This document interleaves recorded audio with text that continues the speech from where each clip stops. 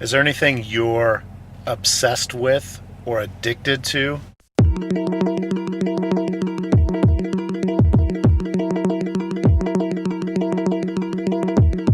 Today I'm going to talk about something that I am addicted to. Well, one of the things, besides cars. Oh my gosh! Besides being addicted to junk cars that don't run, I'm also addicted to camera gear. And if you're into video production or you're like a video production company, you might not think that's a big deal because you have racks and racks, Racks on racks on racks, shelves and all kinds of gear for your productions. But Slam's not really a video production company, even though it's something we do.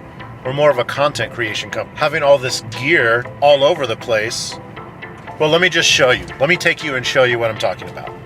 All right, before I show you, just got a fresh cut, so if I look different, it's because I just got a haircut between those two clips.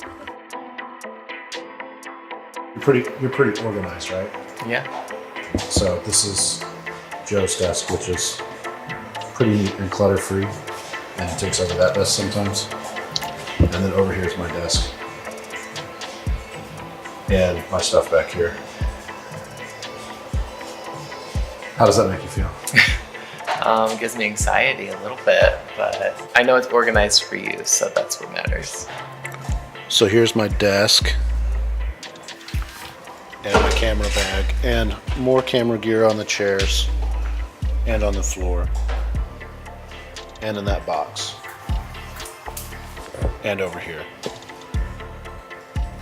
and on the floor. And there's more over here.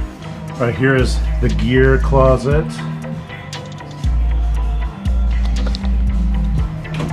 And gear closet number 2, sort of.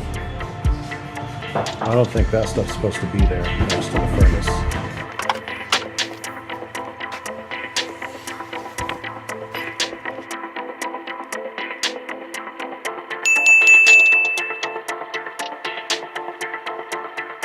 My gear obsession probably started when I first started making videos, and I was obsessed with trying to make them look cinematic and movie-like. See, I was obsessed with the idea that you could buy a fairly inexpensive camera like this and it would look like a Hollywood movie. So when I started, I didn't have any money. I had just quit my job to like live this dream of making videos and doing creative stuff full time. So I spent my time going to like resale shops and thrift stores and finding these old vintage lenses and then trying to build gear like sliders that would make my video look like a Hollywood movie. My next obsession was wedding videos. I started making these short wedding films. This idea of a wedding film got really popular a couple years back, where you would make essentially just a short film and it would look like a movie, super high production value. And I became obsessed with making weddings look like high dollar movies. After wedding videos, I became obsessed with the same day edit. You would make a film that looked like this high production Hollywood movie, but you would edit it during the day, and then while everybody was eating dinner, you would finish the film, then show it to the couple at the end of the night.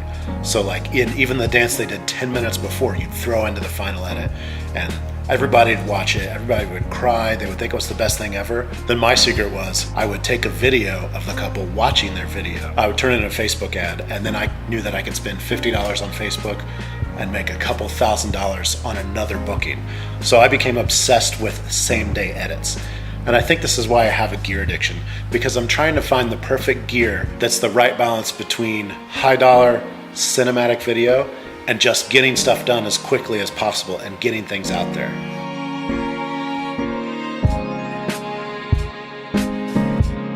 So the same day edit was really impressive from like a cinematic standpoint and I can't believe you did that in a couple hours standpoint. But I think it's becoming even more important, but for a different reason. Getting stuff out quick is even more important than it used to be. But I want to talk about that later because there's a couple other things I want to talk about. And the first thing is, if you want to shoot a same day edit, here's how you do it. So number one, the first thing you need to do, and this kind of goes for anything to do with video production, the number one rule is don't shoot anything that you're not going to use. Plan your video ahead of time and don't shoot anything extra. Don't waste your time on anything that doesn't look cool, that doesn't fit the story, and don't guilt shoot. Guilt shooting was this thing that happened a lot in weddings. So you've got hours and hours, you're waiting for things to happen, and you want to look like you're working, so you just shoot a bunch of footage. And it's a good way to waste time, and it's a good way to make your edit very difficult. Then the second thing, number 2, is to actually plan your video ahead of time. I know, right? Like in the production world, this is called pre-production, and usually the more time you spend in pre-production, the less time you actually have to spend, for one, shooting things that you don't actually need. So if you plan well, only shoot what you need, then the time you spend in the edit, you spend much less time searching through the right footage. You already know exactly what you're gonna do, and you can execute like that, like super quick. Now, when I say plan, like, know your story, know what the story is going to be, know how it flows, do things like already have your music picked out ahead of time before you even start shooting. As many things as you can do before you start, that will make the process of editing and the process of post-production way quicker.